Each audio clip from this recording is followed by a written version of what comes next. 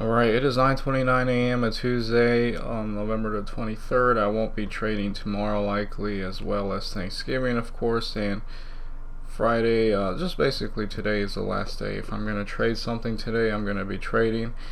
I might be removing some of these, but I'm going to focus on the same thing, which is morning panic bounce plays and some kind of reversal setup if the stock is really low on a daily chart. But I'm not going to get my hopes up. There might not be that much volume just because of the holiday weekend. And yeah, that's what I have for right now. I will just be looking for morning panic bounce play setups. Alright, it is 9:41. I had one trade with AABB, and I got out of it with just a slight profit. As for OSCI, I never had an interest in trading this for a morning panic bounce play. It also, I think, had a gap down. If it wasn't a gap down, actually, then it was just this wick right here, and then it just downtrended from there. Anyway, I just don't like the fact that it has been up at least 3 green days in a row, so I never traded it. TGGI looks interesting, but I know this one does not really have the volume right now to be trading that well, but this one could really make a move towards a VWAP, which would be super nice. It wouldn't even be that bad to hit it at 126 right now with that wall of support at 125, and then you have I guess I'll do it in theory. I probably won't trade it because it's not that ideal, but in theory you should just guess your position size, and then you're in at 126. Worst case, this level 125 breaks with slippage, you get out at 12, 630, and 600. That's too much, so I'd trade half the size because I have a $15 risk level, and in this case it just broke it briefly, and there is a big seller at the ask, so I'd be selling right now actually, and I'd lose just a little bit. I'd be in at 126. Right, 315. I'd be selling at 124. I would have lost $5 here if I were to have traded it, but again, I wasn't that interested in it. Although I like how clean it looks, it's just not much volume. But it could totally do something, and there was a seller at the ask with a lot of size, but it doesn't matter if there is a large seller on the ask if there are a lot of green prints going through and it looks like it's going to try to break out and get past that level. This might even be a better opportunity because now you're playing off of a round number 12. In theory you could try, yeah, I don't like that spread. Yeah, that's not that nice. Maybe if it were to try to come back at 122, that would be nice. So then that's 305, and I get out if worst case 11.5 breaks. If 12 breaks and I get 11.5 with slippage. 287 with 310, so that's way too much size. So maybe just that amount of shares. So I'm in at 123. Right, 15. That's about $8, so actually I'd probably be 20,000 shares if I get in at 123. But just like yesterday, there was a lot of people selling with size at the ask, but this can turn around. This could be an entry right here, but I'm not gonna take it. But this could totally be an entry right now for a morning panic bounce play. I just feel a bit iffy about this stock in general, but I'll make an update and see if it were to work out here at 944, 123. There's a chance. I just don't like how, like yesterday, there was a lot of sellers at the ask, and then the volume doesn't really seem to be there. But I like how clean this drop is. It's very clean, and there isn't like a wall of bidders. There was at 12, so that might help it, but we are starting to see people hitting the ask as well. This could be a very nice entry at 123. I won't take it, but in theory that's a setup there. RGBP. I'm actually gonna stop recording. I see a bunch of ideal setups, and I want to pay attention a bit more, and I'll make an update later. Alright, it's 9:50. Before I get too carried away, let's go over the AABB trade. And this was an entry. This was a morning panic bounce play. I was in at I might as well screenshot this too for my thing on Profitly before. I can't because there's just too many order things. So if that happens, AABB was a morning panic bounce play. I was in at 9:34, which is like one of my favorite minutes to get in a morning panic bounce play. A lot of them seem to turn around at that time period. It's not an exact science. It's just something that, yeah, it's just something that I see work a lot. So I was in at 1908, right about here, morning panic bounce play. I just saw that there was a big wall of bidders at 19 that was supporting it, and then I saw not too many people on the ask, and there was a lot of green prints, people hitting the asks, and there wasn't like a crazy 3 million share seller or something like that. So I did get in at that price, 1908, and then I sold 500 shares immediately the next minute at 9:35 at 19.2, which was at the bid. So it did get to 19.31, or yeah, 19.3 actually, and I sold at 19.2, 500 shares. Then when it looked like it was really going to take a dump, like it just looked really ugly, the price action, it looked horrible. It looked like it was gonna break 19. I did, just as a precaution, because I like cutting the trade if I'm risking the day low before the day low actually breaks. If it looks like it, I did just put 500 shares at 19 just in case 19 breaks. I have to cut losses. At least 500 shares went out at 19, but I knew there was a chance, there was a possibility it was going to hold. I was just not feeling very strong about it, so I did sell 500 shares at 19, which would have been just a slight loss because I was in at 1908. And then I sold the last 500 shares at 9:38 right here at 19.2. Once again, it was trading with a bit of a spread, so I learned when a stock does that, it's kind of desperate. It's really trying to make an uptrend, and it is working, because now it's at 1945. Not much range. I mean, 1945 for my entry at 1908, so that is that's like 2.5%. There wasn't a lot of percent in terms of range, percent range in the setup, but that was a idea there. And then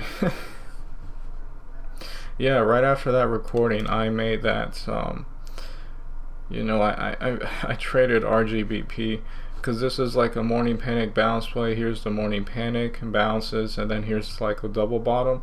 So I did get in at just like $180 position at 9:46, which was right here, this candle, 9:46 at 18.2. That was my entry right there, 10,000 shares. And then I did sell 3,000 shares at 18.4, which was, no, actually wasn't my best sell. I sold at 18.4, 949 actually, right here. And then that same minute, I sold 2,000 more shares at 18.5, probably 18.45, but in theory, that's where the sell was. 2 sells in this minute right here. And I guess the price action wasn't looking that nice. It wasn't like continuously pushing up towards the upside. And I did sell my last 5,000 shares at 18.3, so maybe 18.25 at 9.50 right here. I just made a very small amount because the range isn't actually that nice. I've realized that's been a problem that I've been having. I'm just trading stocks that don't have much range, and I made a very small amount there on RGBP. I made I guess like $1.40, just not very much. TGGI did work, I think. Yeah, this one actually offered the best range out of all of these. I forgot how many shares, in theory I was working with, but this thing is now at 13 at the bid. Right there, you could take a hit at the bid with a lot of size there, even more size at 13. This one actually worked out the most out of all of them, and I didn't trade it just because yesterday, even though I traded that one profitably, later in the day it started having a lot of big sellers on the ask, but it still worked. So this is nice, and it deserves it. It fought a very large battle. I guess this big volume candle might have been when they just wiped out all the big sellers at the ask, and that really helped it move towards the upside perhaps. Let's just see in theory how many shares was I planning to trade with and see how profitable that would be, because this one obviously worked. And I said, you know, 1, 2, 3 at 9.45, I think. Let's see, I'm in at 1, 2, 3. My risk level, you know, again, just to make it stupid simple, breaks 12. That's my risk level. Probably not 1, 2, 1. Probably 12, and because there was a lot of bidders at 12. You know, and then worst case it breaks somehow quickly and I'm out at 11.5, which would suck, obviously. 345, 369. So actually that's probably too many shares. Maybe I was messing with 20,000 shares, or 25 would be more accurate, but that would be 246. That's not bad. That's like, what, 17 bucks? That's not bad at all. Alright. And that's a sell at the bid. That's not trying to sell at the ask. You know? Alright, that's cool. Yeah, TGGI offered another setup. As for the other ones, RGBP is actually at 18.4, but it did get to 18.9, so actually there was a bit more range after my last sell, which was at 18.3950 right here. It did make one more move higher. It couldn't uptrend the rest of the day, but I don't know. I'm not here for the long run. I'm just here for these trades.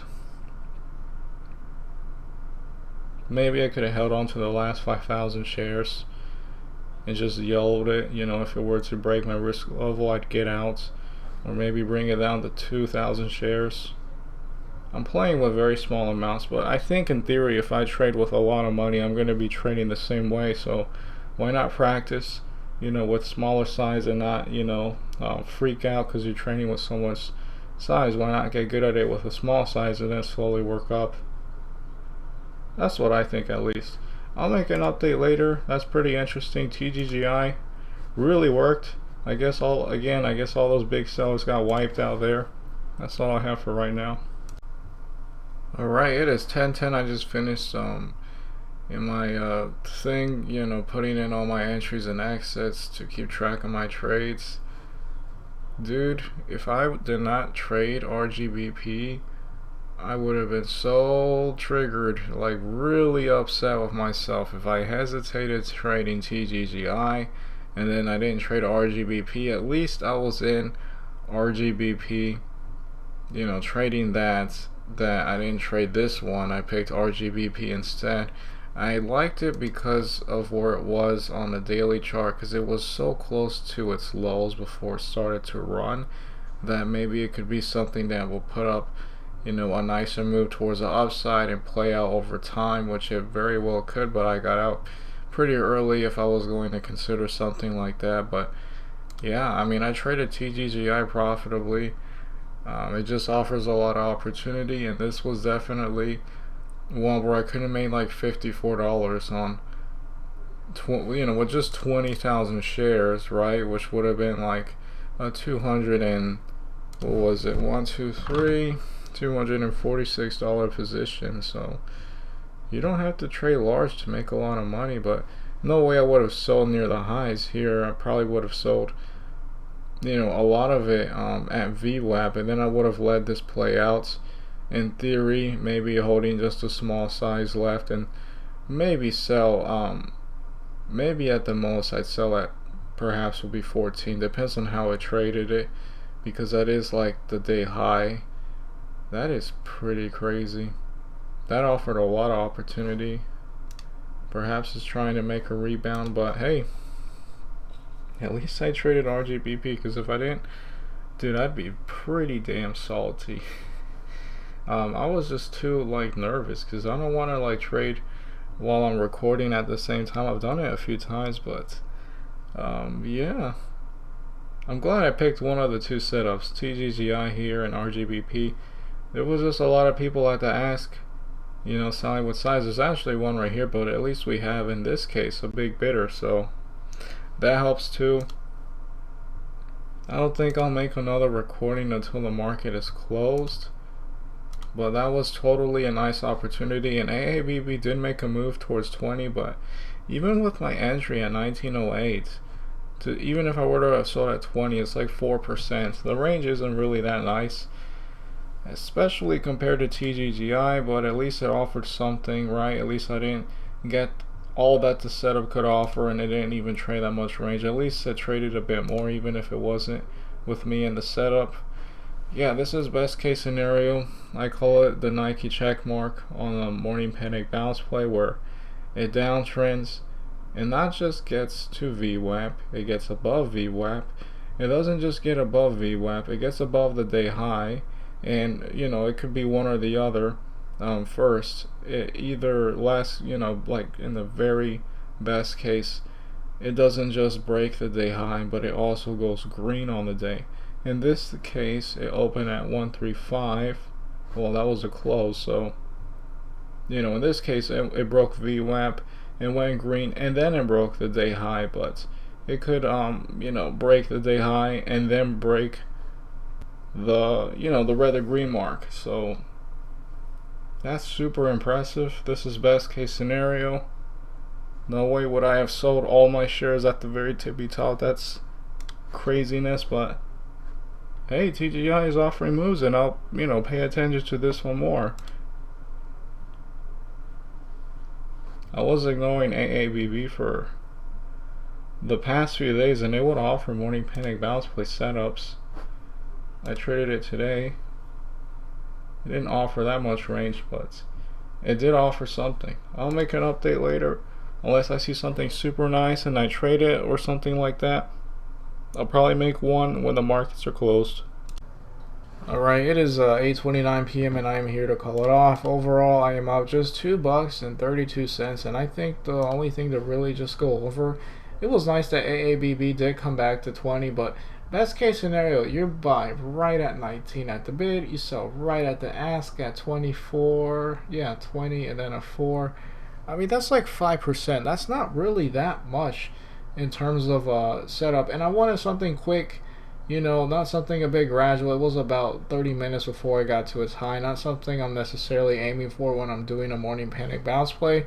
Although I do, in theory, have a lot more patience on the higher low, lower low setup after the panic. This was it, the trade with RGBP, the second trade. Again, the range wasn't really that nice. Same thing, actually. 18 and 19. So I guess a little more. Maybe like 5.5% compared to 5% with AABB. Not that much range. OZSC, nothing I really wanted to trade. DPLS, nothing really, especially later towards the rest of the day. Just nothing with all of these. IOUS just trying to turn around, which is cool. This was the setup, TGGI. I didn't really think there was going to be that much range. I did like it because in theory, even though it was a morning panic bounce play and it didn't look that nice on a daily chart, this thing ended up being also a reversal day, which was super nice. And the thing I was thinking about with RGBP, it potentially being a reversal day, but TGGI is better because it's much better in where it is on a daily chart compared to RGBP, where it already had a run up, a few times, and this is like a baby run up in comparison to the other two. While TGGI, it's like at its second run up, which is higher than the first one. So this thing had a better daily chart for something like that. I was just thrown off because there was a lot of sellers at the ask. This thing was a gimme. It literally could have been something I would have traded if I wasn't just nervous, and then I went with RGBP because I was recording. But that was it. I hope any of you who are watching this can really understand the power of the morning panic bounce play. This is best case scenario. Again, I call this a Nike check mark because it didn't just break past VWAP, but it also went green on the day, and it went significantly green on the day too. Very nice. Pretty much best case scenario. A lot of range there. I hope maybe in the future I can be able to trade something like that. But yeah, that's all I have for today. I won't be trading for the rest of the week. Pretty much 100% sure. And I'll have a weekly recap. I guess I'll have a few trades to go over. That's all I have. Very nice one with TGGI. At least I didn't hesitate with trading it, and that I was in another setup with RGBP. That's all I have.